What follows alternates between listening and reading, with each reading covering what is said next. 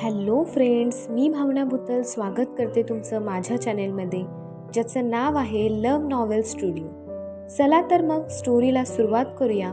पण त्याआधी चॅनेलला सबस्क्राईब केलं नसेल तर सबस्क्राईब करा आणि बेल आयकनवर क्लिक करा.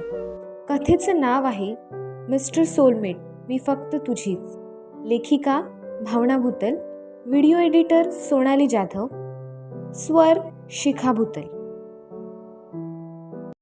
मिस्टर सोलमेट भाग 46.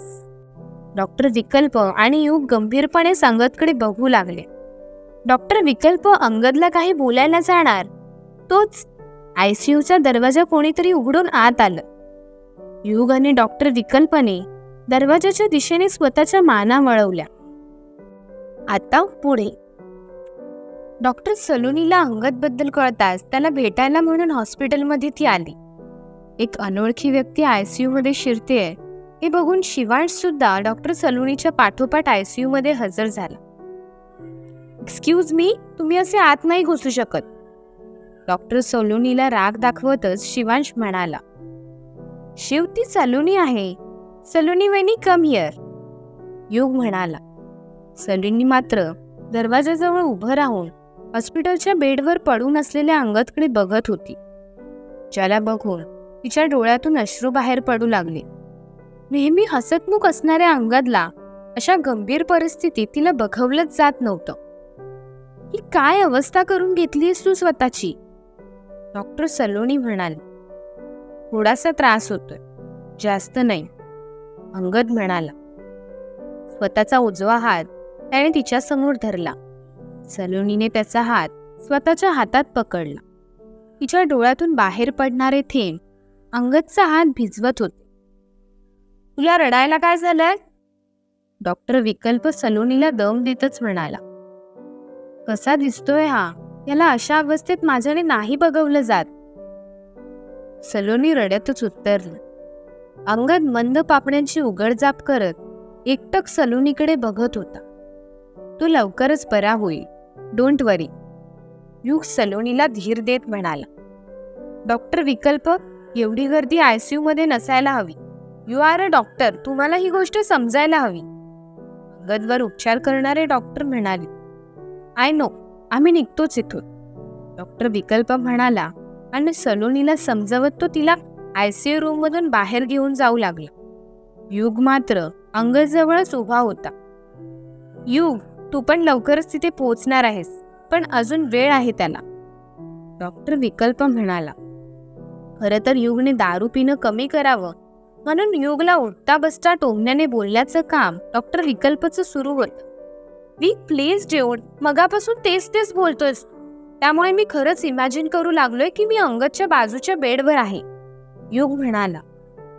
माझं बोलणं मनावर घेऊन काही गोष्टी तू इमॅजिन तरी करू लागलाय, ही खरं तर चांगली गोष्ट आहे, पण आता अंगदला आराम करू देत. तू चल बाहेर. डॉक्टर विकल्प हसतच म्हणाला. हो डीड, काळजी करू नकोस, तुला काहीही होऊ नाही देणार मी. सलोनीची पण काळजी घे. तू स्वतः स्ट्रॉंग बनून राहा, मी आहे इथेच बाहेर. युग प्रेमाने अंगदच्या केसावरून हात फिरवत म्हणाला. तू त्याच्या समोरून जाणार, पण त्याआधीच अंगदने त्याचा हात पकडत त्याला अडवलं. काय झालं? टेन्शन आलंय का? अंगदच्या बाजूला स्वतःसाठी जागा करून बसतच युगने त्याला विचारलं. अंगदने युगचा हात पकडलाय हे बघून शिवांशला स्वतःच्या रागावर नियंत्रण मिळवणं कठीण होऊन बसलं होतं. अंगद मात्र एकटक युगकडे बघत होता. ह्याच्या लाईफमध्ये एवढं टेन्शन आहे, तरी तू आपल्याला टेन्शन फ्री राहा म्हणून सांगतोय. युगची ही गोष्ट अंगदला नेहमी आवडायची. अंगद, डॉक्टरने आराम करायला सांगितलंय तुला. शिवांश अंगदजवळ येतच म्हणाला. मी बाहेर आहे, नको काळजी करूस. अंगदच्या हातून स्वतःचा हात सोडवतच युग म्हणाला. तू का बाहेर थांबणार?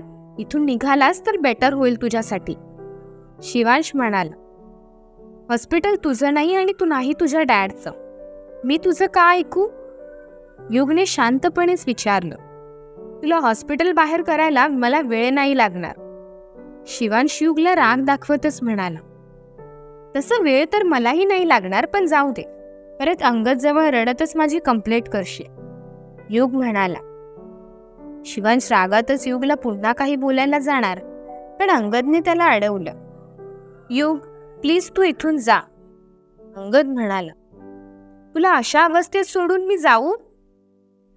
युगने अंगदला प्रश्न केला. माझी काळजी घेणारे इथे खूप जण आहेत. तू तुझी काळजी घे आणि जिची काळजी करायला पाहिजे तिची कर. अंगद कोड्यातच म्हणाला, मी कुठेही जाणार नाहीये. युग स्वतःच्या मतावर ठाम राहतच म्हणाला, मला जास्त बोलायला नको लावूस.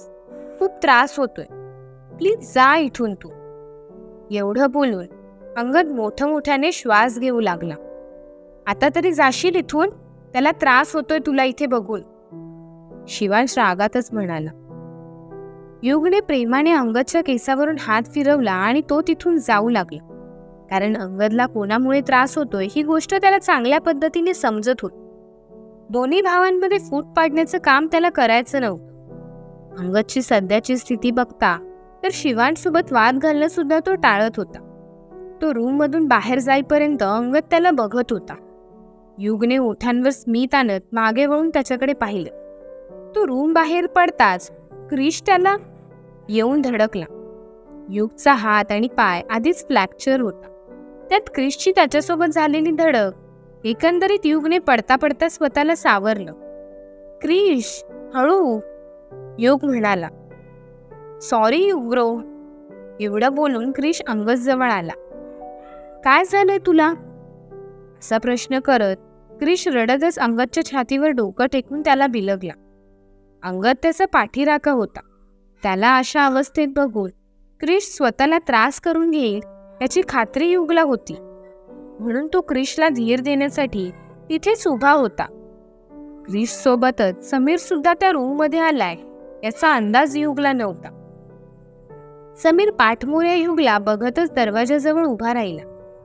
समीर आणि युगला एकमेकांच्या समोरासमोर यायला वेळ नाही लागणार हे बघून शिवांश घाबरून गेला.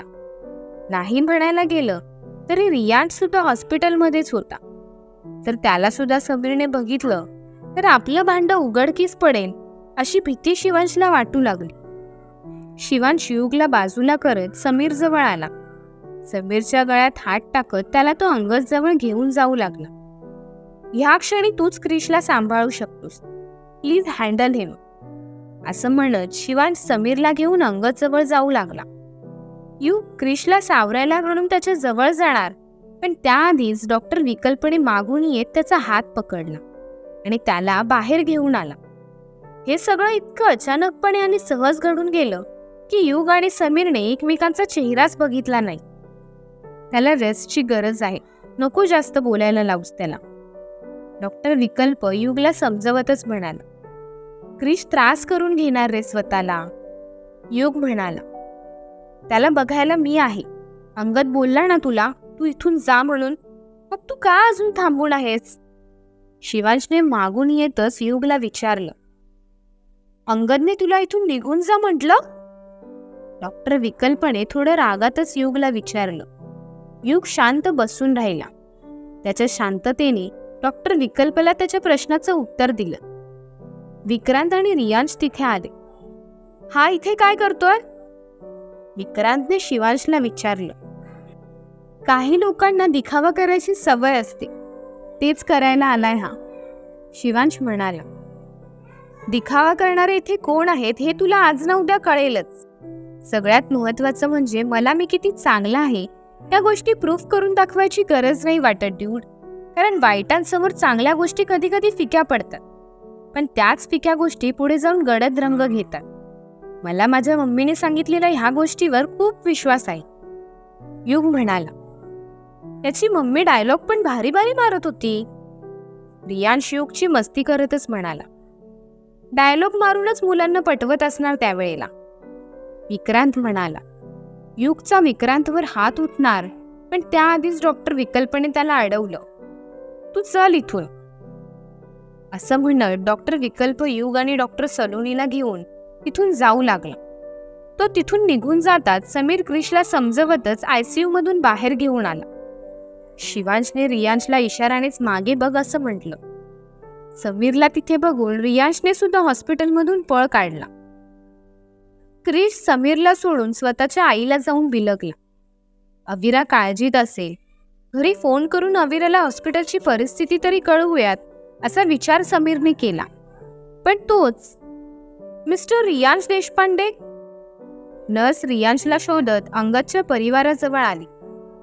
तुम्ही रियांशला का शोधत आहात? अंगदच्या वडिलांनी म्हणजेच करण गोहिलने विचारलं. त्यांची किडनी पेशंटच्या किडनीसोबत मॅच होते, सिस्टर म्हणाली. That's great. शिवांश खुश होतच म्हणाला. विक्रांतला मात्र घाम फुटला होता.